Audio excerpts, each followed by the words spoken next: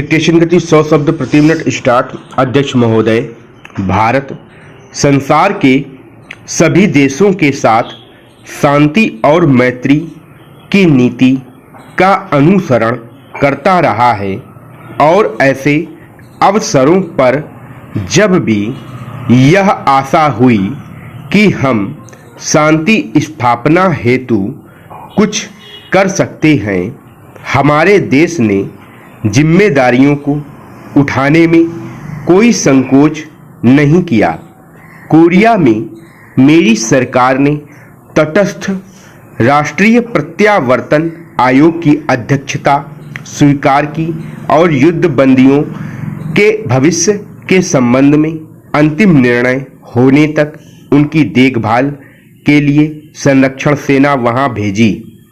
दुर्भाग्यवश विराम संधि समझौते में सुझाई गई पद्धतियों के अनुसार कार्यवाही नहीं की जा सकी, जिसके कारण एक कठिन स्थिति पैदा हो गई।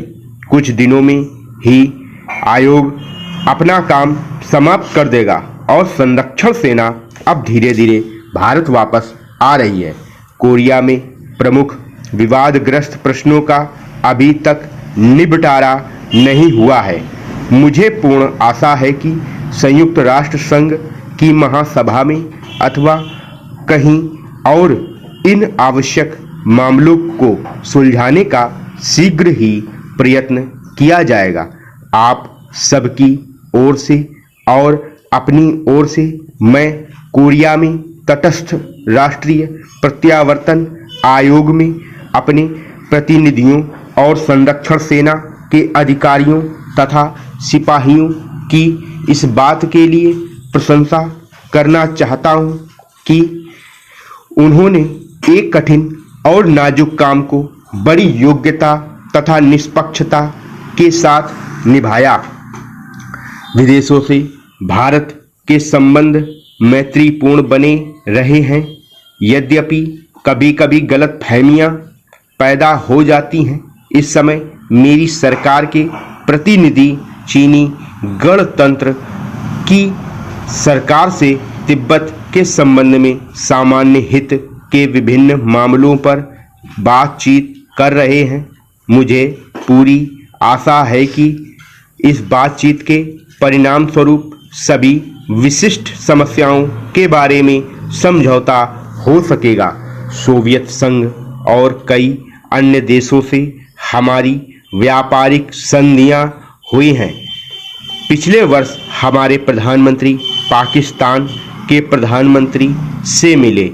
ये मुलाकातें मैत्रीपूर्ण थीं और इनके फलस्वरूप दोनों देशों के बीच कई एक विवादग्रस्त मामलों के बारे में जो बहुत दिनों से चले आ रहे थे, पारस्परिक सद्भावना पैदा हो सकी। इस दिशा में हम कुछ आगे बढ़े थे, पर दुर्भाग्य से कुछ ऐसी घटनाएं घटी हैं जिनके कारण प्रगति में रुकावटें पड़ रही हैं। मुझे खुशी है कि मेरी सरकार और श्रीलंका की सरकार के बीच श्रीलंका के भारतीय प्रवासियों के प्रश्न पर समझौता हो गया है।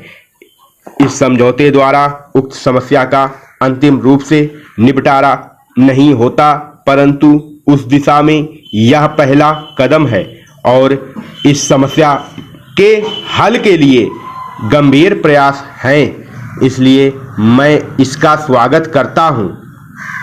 अपने पड़ोसी राष्ट्रों श्रीलंका तथा वर्मा से जिनके साथ हमारे भौगोलिक ही नहीं बल्कि चिरकाल से सांस्कृतिक संबंध भी हैं, मैत्रीपूर्ण संबंध को उन्नत करने का मेरी सरकार सतत प्रयत्न करती रही है।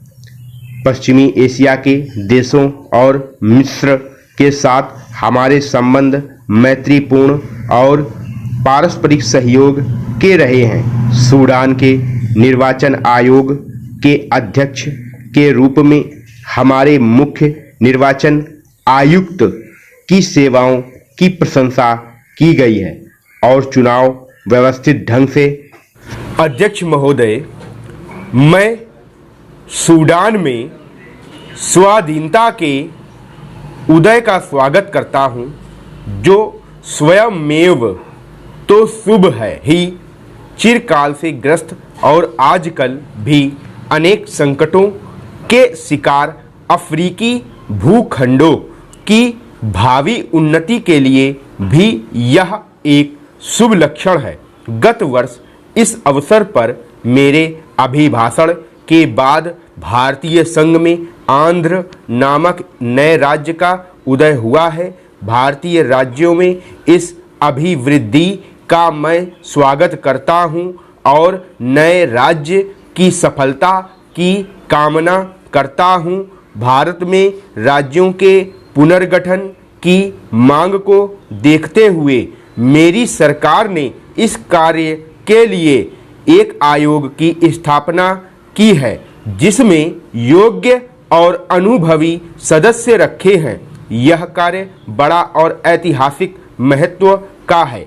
इसे वस्तुगत रूप से पूर्ण शांत चित्तता के साथ करना है, जिससे संबंधित क्षेत्रों की जनता का और इसके साथ ही समस्त राष्ट्र का अधिक कल्याण हो सके।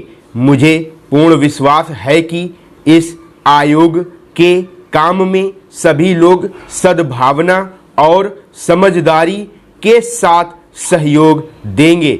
हमारे संघ के 2 राज्यों में तिरुवांकुर, कोचीन और पटियाला तथा पूर्वी पंजाब रियासती संघ में आजकल आम चुनाव हो रहे हैं। उपर्युक्त दूसरे राज्य में संविधान सुचारू रूप से नहीं चल सका और नए चुनाव होने तक प्रशासन का कार्यभार मुझे अपने अधीन लेना पड़ा। हमारी प्रथम पंचवर्षीय योजना की आदि अवधि समाप्त हो चुकी है। कुछ मामलों में प्रगति इतनी अच्छी नहीं हुई जितनी हम आशा करते थे, परंतु कुछ अन्य मामलों में महत्वपूर्ण प्रगति हुई है। सामुदायिक योजना कार्यों के कार्य में विशेष रूप से उन्नति हुई है और राष्ट्रीय विकास कार्य में भी, जिसका श्री गणेश अक्टूबर 1953 में हुआ था, संतोषजनक उन्नति हुई है। इस कार्य में जनसाधारण का योगदान बहुत उत्साहवर्धक है। इस कार्य का यह पहलू बहुत ही आशाजनक है। यद्यपि औद्योगिक उत्पादन में और कई एक दूसरे क्षेत्रों में विशेष प्रगति हुई है, फिर भी व्यापक बेरोजगारी की समस्या मेरी सरकार के लिए चिंता का विषय है। लोगों को अधिक रोजगार दिलाने के उद्देश्य से योजना आयोग पहली पंचवर्षीय योजना पर विचार कर रहा है।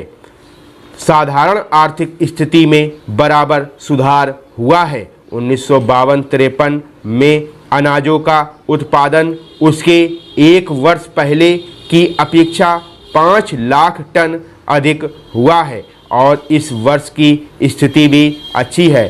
खाद्य की स्थिति में सुधार बहुत संतोषजनक है और देश इस दिशा में आत्मनिर्भरता के लक्ष्य की ओर तेजी से आगे बढ़ रहा है। औद्योगिक उत्पादन में विशेषकर सूती कपड़े, कागज, रासायनिक पदार्थ, बाईसाइकिल, नमक और बहुत से इंजीनियरिंग संबंधी उद्योगों के क्षेत्र में उत्पादन काफ़ी ज़्यादा होता रहा है।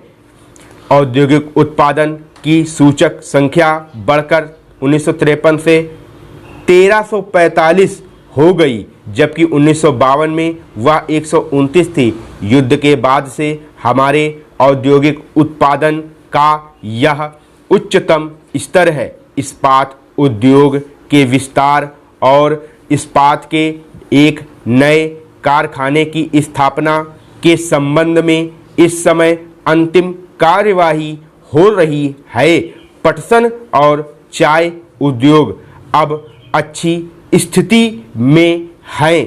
स्टॉप।